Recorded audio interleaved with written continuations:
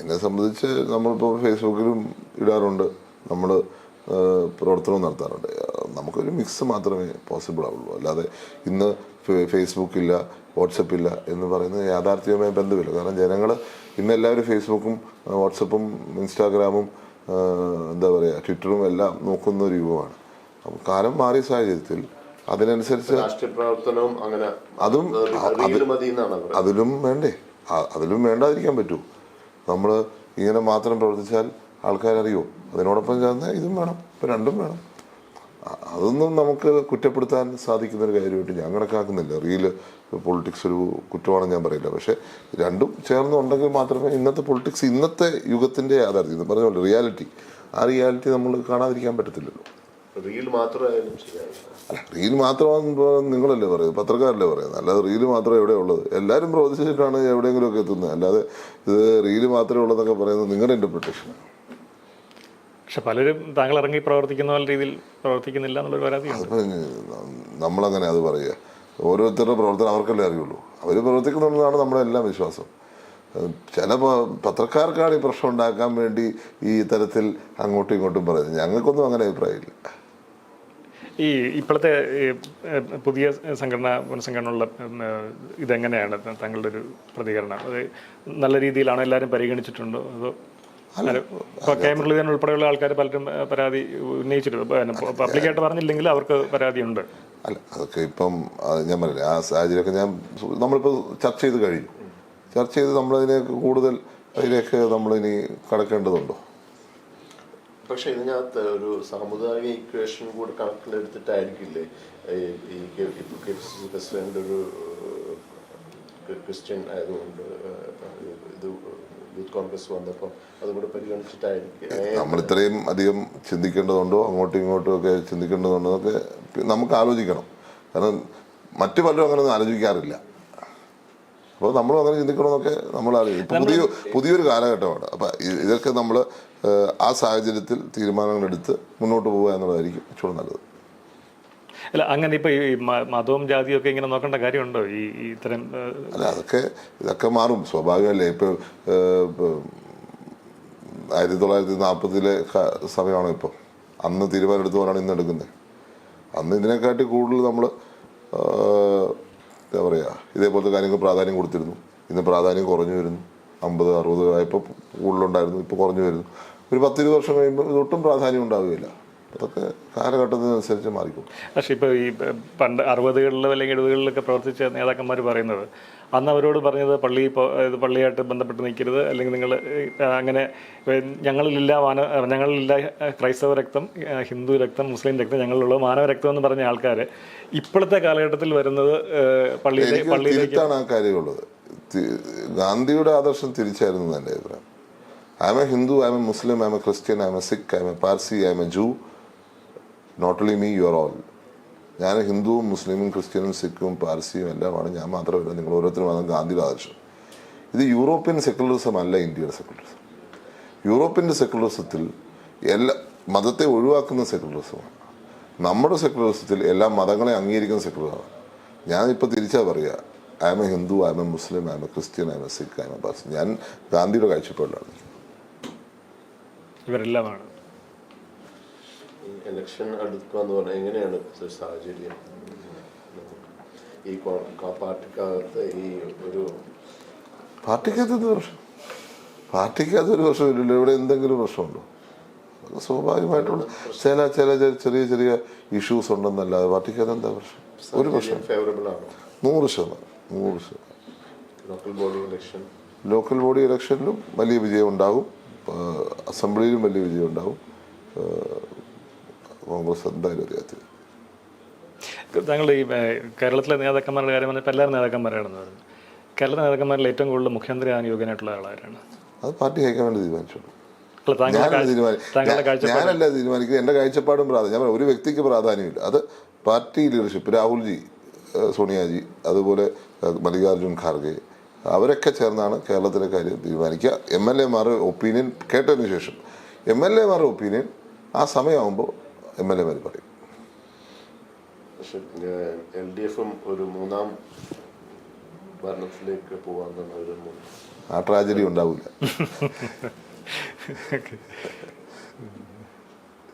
അതൊരു ട്രാജഡി ആയിരിക്കും. പക്ഷെ ഇപ്പൊ ആ രീതിയിൽ അവരുടെ ഒരു എന്താ പറയുക പ്രചരണം അങ്ങനെയാണ് വരുന്നത്. പക്ഷേ രണ്ടാം ഉണ്ടാകാൻ കാരണം എന്താ? കോവിഡ് കാരണമാണ് ഇല്ലേ? ഏറ്റവും കുറവ് പോളിംഗ് 65-ന് ശേഷം ഞാൻ മനസ്സിലാക്കുന്ന ഏറ്റവും കുറവ് പോളിംഗ് നടന്ന ഒരു ഇലക്ഷനാണ് 21 ഇലക്ഷൻ. ആ തെരഞ്ഞെടുപ്പിൽ കമ്പാരിറ്റീവ്ലി കുറവായിരുന്നുള്ളതേ ഉള്ളൂ, വലിയ കുറവായിരുന്നു. എനിക്ക് അത് ഡൽഹിയിൽ നിന്ന് കിട്ടിയ ഒരു സ്റ്റാറ്റിസ്റ്റിക്സാണ്, അത് വെച്ച് ഞാൻ പറയുന്നത് ഏറ്റവും കുറവ് പോളിങ്ങിൽ ഒന്നാണ്. അതുകൂടെ കൊണ്ടാണ് ജനങ്ങൾ വോട്ട് ചെയ്യാൻ പോലും ഭയപ്പെട്ടു. അത്തരത്തിൽ ഭീതിയുടെ അന്തരീക്ഷമല്ലായിരുന്നു. അപ്പം അതുകൊണ്ട് ആ ഒരു സാഹചര്യം ഇന്നില്ല. അന്ന് കിറ്റ് കൊടുത്താൽ ജയിച്ചത് ഇല്ലേ? അല്ല, കിറ്റ് കൊടുത്തു കോവിഡിൻ്റെ സാഹചര്യങ്ങളൊക്കെ പറയുമ്പോഴും മറ്റൊരു കാര്യം കൂടെ പറയുന്നുണ്ട്. അതായത് UDF-നകത്തെ ഒരു കെട്ടുറപ്പില്ലായ്മയായിരുന്നു പിന്നെ വീണ്ടും LDF-ന് വരാൻ സാഹചര്യം ഒരുക്കുക എന്നുള്ള രീതിയിൽ പറയുന്നുണ്ട്. UDF-നകത്ത് ഒരു പ്രശ്നമൊന്നുമില്ല. ഓവർ കോൺഫിഡൻസ് ഉണ്ടായിരുന്നു. അത് ചിലപ്പം നമുക്ക് പറയാൻ പറ്റുകയില്ല. അത് നമ്മൾ ജയിക്കും എന്നുള്ള പ്രതീക്ഷയിൽ, കാരണം എല്ലാ പ്രാവശ്യവും ഭരണം മാറുന്നൊരു ട്രെൻഡാണല്ലോ കേരളത്തിൽ. പക്ഷെ ഈ ഒരു ഫാക്ടർ ചിലപ്പോൾ കൗണ്ടിങ് ചെയ്ത് കണ്ടു. അങ്ങനെ ഒരു ഓവർ കോൺഫിഡൻസ് ഇല്ലേ?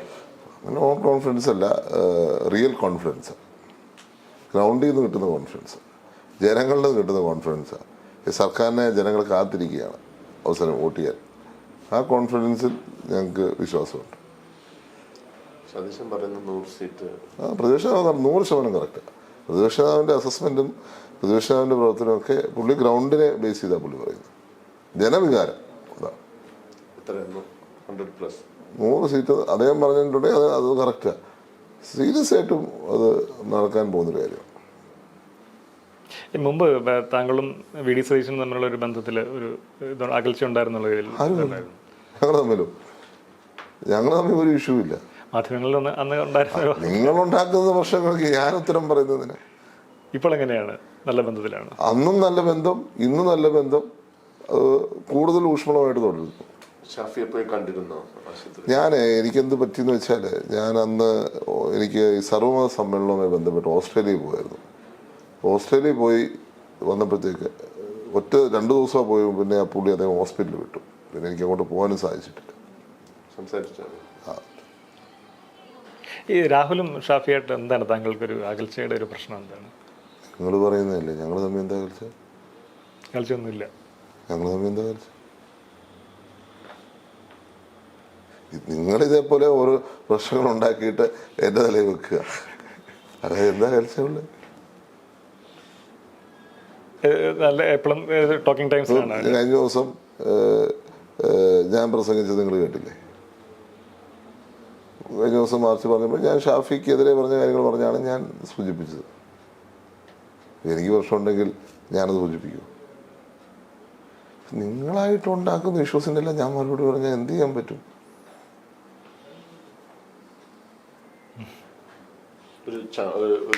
ഇപ്പൊ പറയുന്നത് കോൺഗ്രസിനകത്ത് പണ്ട് രണ്ട് ഗ്രൂപ്പായിരുന്നു. ഇപ്പം എത്ര ഗ്രൂപ്പ് ഉണ്ടെന്ന് കോൺഗ്രസ്സുകാർക്ക് തന്നെ അറിയില്ല എന്ന് പറയുന്നത്. ചാണ്ടി ഗ്രൂപ്പ് ഉണ്ടോ? എനിക്കൊരു ഗ്രൂപ്പേ ഉള്ളൂ, രാഹുൽ ഗ്രൂപ്പ്. ഇത് രാഹുൽ മാങ്കുട്ടോ. ഞങ്ങളുടെ പാർട്ടിക്ക് രാഹുൽ എന്ന് പറഞ്ഞാൽ രാഹുൽ ഗാന്ധിയാണ്. കേരളത്തിലിപ്പം ഗ്രൂപ്പുകളുടെ കാര്യം പറഞ്ഞപ്പോൾ കേരളത്തിലിപ്പോൾ ഒരു ഗ്രൂപ്പേ ഉള്ളൂ, KC വേണുഗോപാലിൻ്റെ ഗ്രൂപ്പ് മാത്രമേ ഉള്ളൂ. നമ്മളെ സംബന്ധിച്ച് പാർട്ടി മാത്രമേ ഉള്ളൂ, പാർട്ടിയാണ് പ്രധാനം.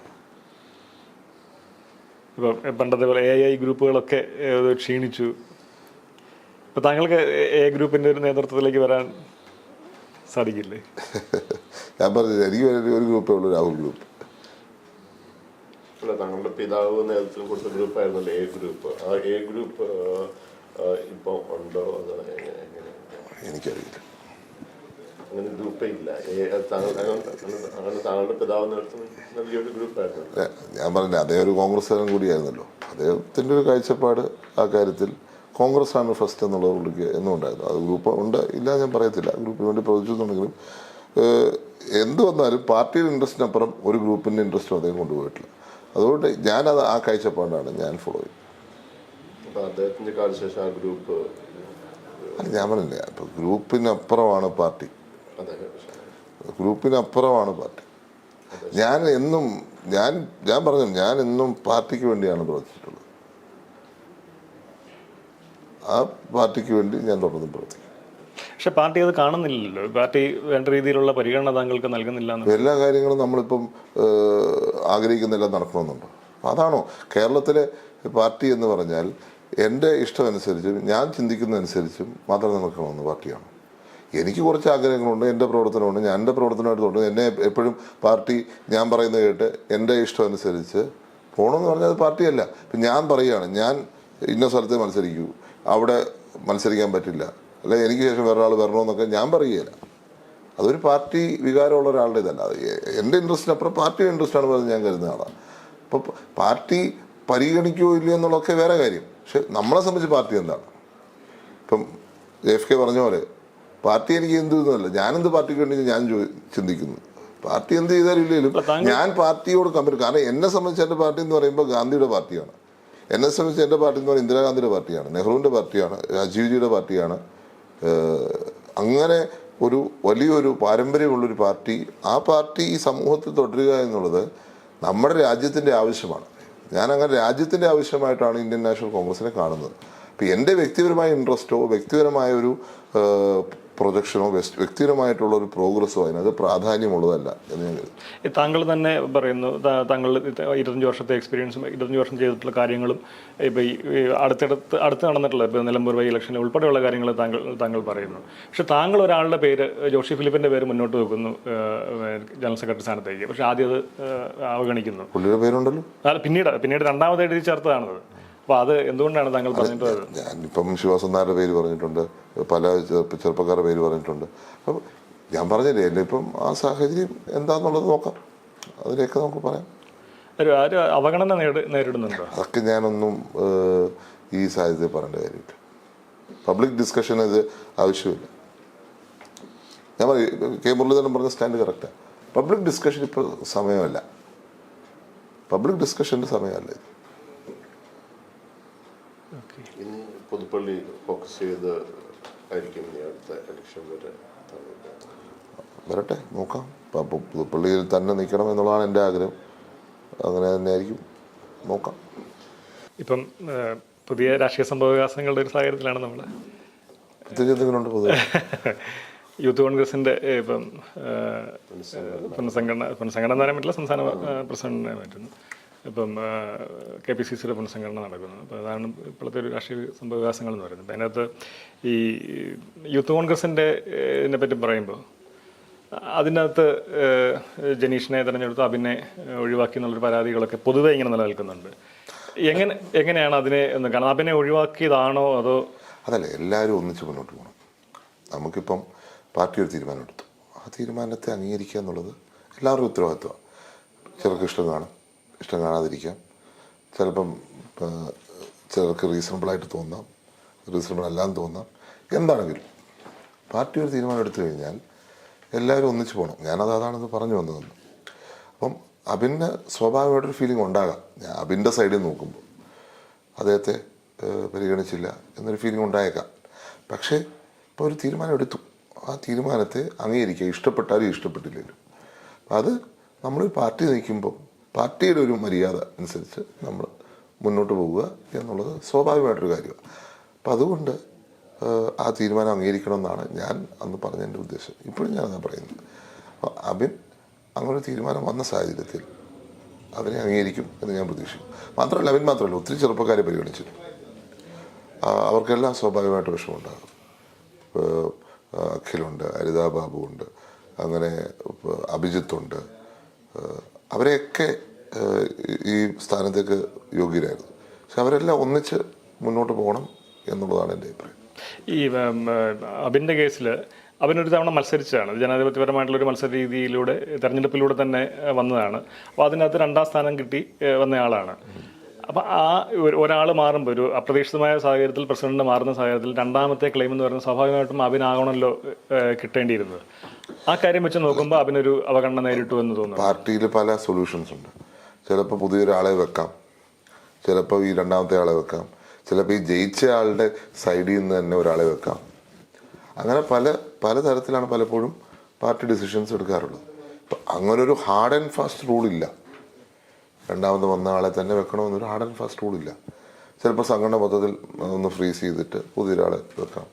അങ്ങനെ പല സൊല്യൂഷൻസ് ഈ ഒരു പ്രശ്നത്തിനുള്ളതുകൊണ്ട് ആ സൊല്യൂഷൻ എന്താണെന്നുള്ളത് പാർട്ടി അതിൻ്റെ സാഹചര്യം അനുസരിച്ച് തീരുമാനിച്ചു. അപ്പം ഇഷ്ടപ്പെടാത്തവരുണ്ട്, ഇഷ്ടപ്പെട്ടവരുണ്ട്.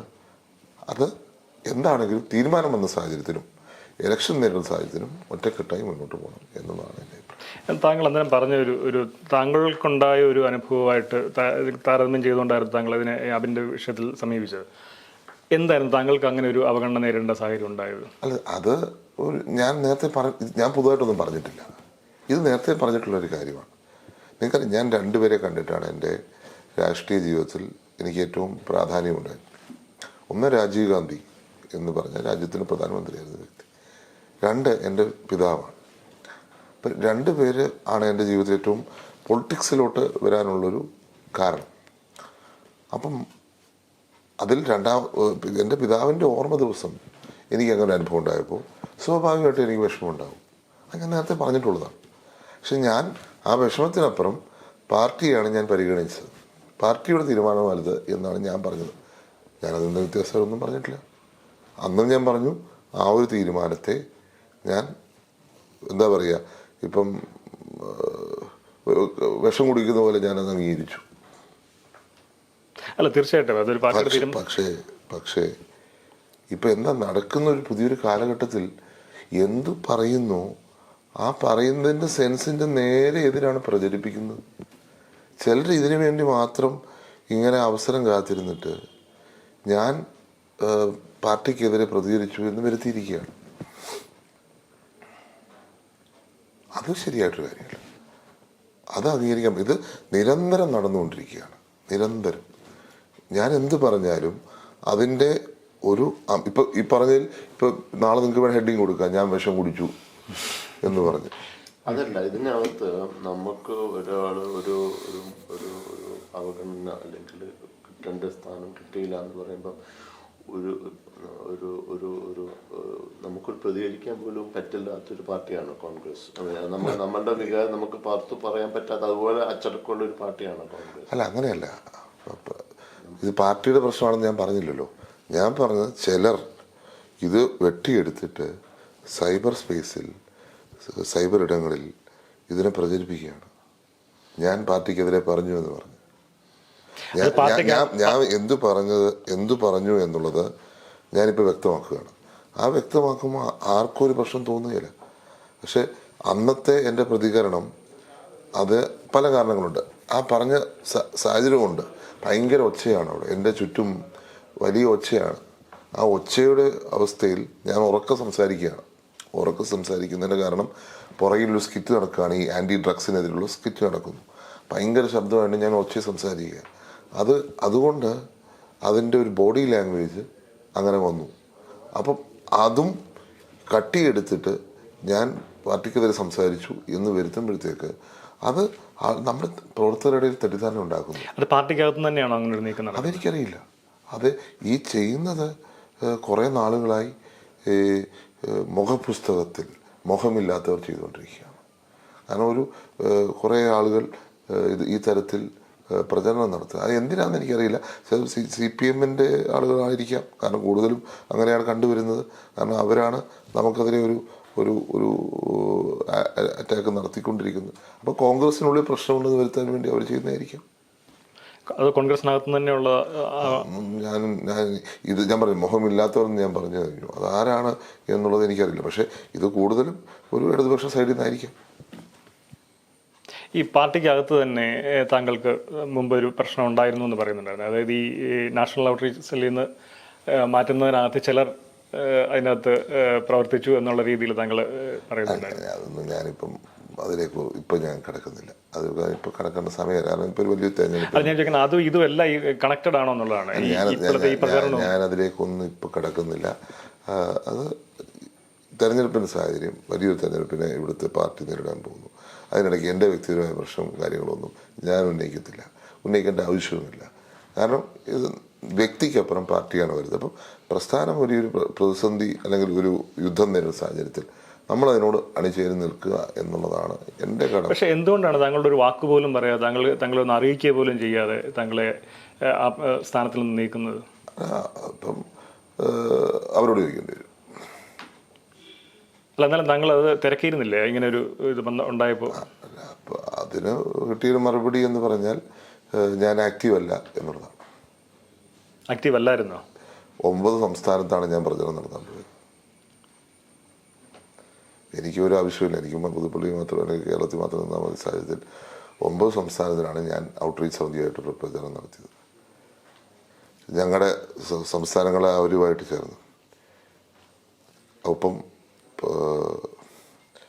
ഞാൻ കർണാടകത്തിൽ എൻ്റെ ഈ ടീമിനെ നിയമിച്ച് തന്നെ 2 മാസം കർണാടകത്തിൽ പ്രവർത്തിച്ചതിന് ശേഷമാണ് ഇവർക്ക് അപ്പോയിൻമെൻറ്റ് കൊടുത്തത്. അത്രയും എഫേർട്ട് എടുത്ത് ഏത് ഇലക്ഷൻ ഉണ്ടെങ്കിലും ഈ ഔട്ട്റീച്ചിൻ്റെ ആൾക്കാരോട് പ്രവർത്തിക്കാൻ പറഞ്ഞ് അതിൻ്റെ എല്ലാ തെളിവും നമ്മുടെ കയ്യിലുണ്ട്. അപ്പം അങ്ങനെ പ്രവർത്തിച്ചിട്ടാണ് ഞങ്ങൾ വെച്ചത് പോലും. അപ്പോൾ അത് പറഞ്ഞില്ലേ? അത് നമ്മളതിലേക്കൊന്നും ഞാൻ കൂടുതൽ കാര്യങ്ങൾ പറയുന്നില്ല. പക്ഷെ ഇപ്പോഴും ആ പൊസിഷൻ ഇപ്പോഴും വേക്കൻ്റ് ആക്കിയിട്ടിരിക്കുന്നു തോന്നുന്നു. അതിപ്പോൾ അപ്പോയിന്റ് ചെയ്തു ഒരു ഇൻചാർജ് എന്ന രൂപത്തിൽ. അല്ലല്ല, സ്ഥിരം എന്നുള്ള ആള് ചെയർമാൻ എന്നുള്ളത് അപ്പോയിന്റ് ചെയ്തിട്ടില്ല, പക്ഷെ ഇൻചാർജസ് 2 പേരെ അപ്പോയിന്റ് ചെയ്തിട്ടുണ്ട്. എന്തുകൊണ്ടായിരിക്കും അതങ്ങനെ ഫിൽ ചെയ്തിട്ടിരിക്കുന്നത്? പൂർണ്ണ ചുമതല വെച്ചല്ലോ, 10 ദിവസം മുമ്പ് വെച്ചിട്ടുണ്ട്. ഇൻചാർജ് വെച്ചതുകൊണ്ട് തന്നെ അതിനൊരു ഇതായി. KPCC സംഘടനയിൽ താങ്കൾ എന്തെങ്കിലും ഇത് പ്രതീക്ഷിച്ചിട്ടില്ല? ഞാൻ എൻ്റെ പേര് പറഞ്ഞിട്ടില്ല. എൻ്റെ പേര് പറഞ്ഞവരുണ്ടായിരിക്കാം, പക്ഷേ എൻ്റെ പേര് ഞാൻ പ്രപ്പോസ് ചെയ്തിട്ടില്ല, ഞാൻ പറഞ്ഞിട്ടില്ല, ഞാൻ ആവശ്യപ്പെട്ടിട്ടുമില്ല. KPCC വെക്കണമെന്ന് ഞാൻ ആവശ്യപ്പെട്ടിട്ടില്ല. താങ്കളുടെ പേര് പറഞ്ഞിട്ടില്ലായിരിക്കാം, പക്ഷെ താങ്കൾ പറഞ്ഞ ഒരാളുടെ പേര് ഉൾപ്പെടുത്തിയില്ല എന്നുള്ളൊരു പരാതി പറയുന്നുണ്ട്. ഞാൻ പറയേണ്ട വേദി പറയും. എന്തുകൊണ്ടാണ് അത് താങ്കൾ ആ രീതിയിൽ പോലും പരിഗണിക്കാതെ? അതിലേക്കൊന്നും ഞാൻ കടക്കുന്നില്ല. അത് ഇപ്പം ഞാൻ അതിനെക്കുറിച്ച് ഞാൻ പറയും, ഇപ്പോൾ ഒരു പ്രശ്നത്തിലേക്ക് ഞാൻ കടക്കുന്നില്ല. പക്ഷെ കഴിഞ്ഞ ദിവസം ഇത് കഴിഞ്ഞ് കഴിഞ്ഞിട്ട് താങ്കൾ പ്രതികരിച്ചതിന് ശേഷം പല ഫേസ്ബുക്ക് ഇതുപോലെ തന്നെ തോരണത്തിനകത്ത് കണ്ട ഒരു പ്രതികരണം താങ്കൾക്കെതിരായിട്ട് വന്ന ഒരു നീണ്ടമായ ഒരു പോസ്റ്റായിരുന്നു. അതിൽ പറഞ്ഞിരുന്നത് താങ്കൾക്ക് ഇത്രയും ഇത് വെച്ച് നീട്ടി ഒരു ഇത് കിട്ടിയപ്പോൾ താങ്കൾക്ക് ഇങ്ങനെ ഒരു ഇത് റേസ് ചെയ്യാനുള്ള ഒരു അവകാശമില്ല, കാരണം ഇങ്ങനെ വന്നൊരു ആളാണ്. അപ്പം എങ്ങനെ വന്ന ആളാണ്? കോട്ട സിസ്റ്റത്തിൽ വന്ന ആളാണ്. 25 വർഷം ഈ പാർട്ടിക്ക് വേണ്ടി പ്രവർത്തിച്ചതിന് ശേഷം, അല്ലെങ്കിൽ 23 വർഷം ഞാൻ പ്രവർത്തിച്ചതിന് ശേഷം ആണ് എനിക്കൊരു അവസരം തന്നത്. പക്ഷെ അവസരം പലപ്പോഴും അതിനു മുമ്പ് എനിക്ക് വന്നിട്ടുണ്ട്. ഒരു കോട്ട എനിക്ക് ആവശ്യമില്ല. ശ്രീ രമേശ് ചെന്നിത്തല എൻ്റെ പേര് 2014 ലോക്സഭയിൽ പത്തനംതിട്ടയ്ക്ക് പറഞ്ഞപ്പോൾ എൻ്റെ പിതാവ് ഇത് വേണ്ട എന്ന് പറഞ്ഞു. 2016 ഇരിക്കൂറിൽ ഞാൻ മത്സരിക്കണമെന്ന് അതേ നേതാവ് ആവശ്യപ്പെട്ടപ്പോഴും എൻ്റെ പിതാവ് വേണ്ട എന്ന് പറഞ്ഞു. 19 ഇലക്ഷനിൽ ചിലപ്പോൾ എനിക്ക് പോലും ഒരു മനസ്സിലൊരു ആഗ്രഹം കണ്ടേക്കാം, പത്തനംതിട്ട മത്സരിക്കണം എന്ന് പറഞ്ഞപ്പോൾ എൻ്റെ പിതാവ് പറ്റത്തില്ല എന്ന് പറഞ്ഞു. ഞാൻ ആർക്ക് വേണ്ടി വർക്ക് ചെയ്തോ, എൻ്റെ സീനിയർ ലോയർ അഭിഷേക് മനു സിംഗ്വി, അദ്ദേഹം ചാണ്ടിയുമൻ കഴിഞ്ഞ കുറേ നാളായി പ്രവർത്തിക്കുന്നു എന്ന് പറഞ്ഞപ്പം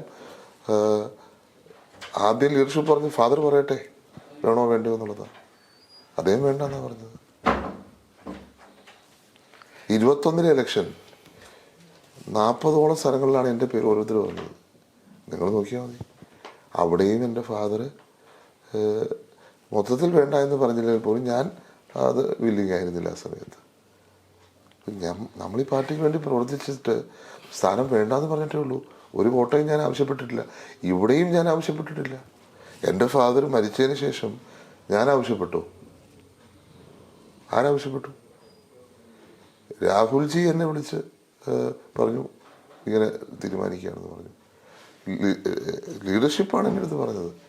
ഞങ്ങളാരും ആവശ്യപ്പെട്ടിട്ട് പോലുമില്ല. പുതുപ്പള്ളിയിലെ ജനങ്ങൾ നിങ്ങൾ അന്വേഷിച്ച് നോക്കൂ ആ സമയത്ത് എന്താ അവരുടെ വികാരം എന്നുള്ളത്. പുതുപ്പള്ളിയിലെ ജനങ്ങളെന്ന് പറഞ്ഞു. അപ്പോൾ ഈ തരത്തിലുള്ള വിലയിരുത്തലുകൊണ്ട് 23 വർഷക്കാലം പ്രവർത്തിച്ച് എന്നെ വിലയിരുത്താൻ നോക്കണ്ട. 4000 കിലോമീറ്റർ ശ്രീ രാഹുൽ ഗാന്ധിയോടൊപ്പം പദയാത്ര നടത്തുന്ന ആളാണ്.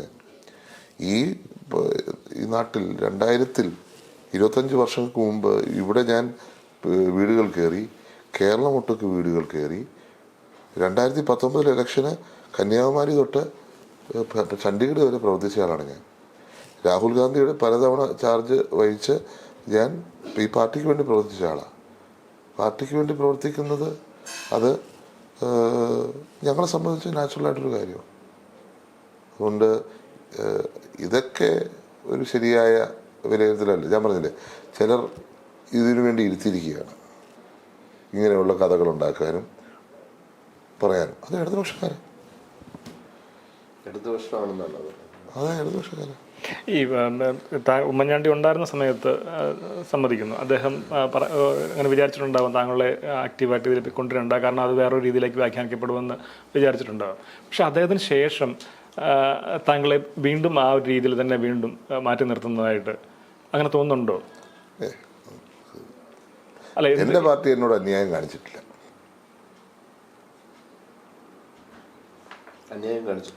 കാണിച്ചിട്ടില്ല. എൻ്റെ പാർട്ടി എന്നോട് തന്നെ, എൻ്റെ പാർട്ടി എന്ന് പറയുമ്പം എൻ്റെ ലീഡർഷിപ്പാണ്. ശ്രീ രാഹുൽ ഗാന്ധിയാണ്, ശ്രീമതി സോണിയാഗാന്ധിയാണ്, ഞാൻ വിശ്വസിച്ച ആദർശങ്ങളാണ്. അത് വെച്ച് നോക്കുമ്പോൾ എൻ്റെ നേതാവ് എന്നോട് അന്യായം കാണിച്ചിട്ടില്ല. താങ്കൾ എപ്പോഴും പറയുന്ന രാഹുൽ ഗാന്ധി ഇവിടെ താങ്കൾക്ക് ഒരു നേതാവില്ല കേരളത്തിൽ. അതെ, എന്നെ സംബന്ധിച്ച് എൻ്റെ ഫാദർ എൻ്റെ ലീഡറാണ്. എന്നെ സംബന്ധിച്ച് എൻ്റെ ഫാദർ ലീഡറാണ്. എല്ലാ ലീഡേഴ്സും എൻ്റെ ലീഡേഴ്സല്ല. ഇവിടെയുള്ള എല്ലാ ലീഡേഴ്സ്, രമേശ് ചെന്നിത്തലയാണെങ്കിലും കെ സി വേണുഗോപാലാണെങ്കിലും വി ഡി സതീശനാണെങ്കിലും കെ സുധാകരനാണെങ്കിലും സണ്ണി ജോസഫ് ആണെങ്കിലും ഇവരെല്ലാം ലീഡേഴ്സാണ്. പക്ഷെ ഞാൻ ആരെ മാതൃകയാക്കി? എൻ്റെ മാതൃക രാജീവ് ജിയാണ്, എൻ്റെ മാതൃക എൻ്റെ ഫാദറാണ്.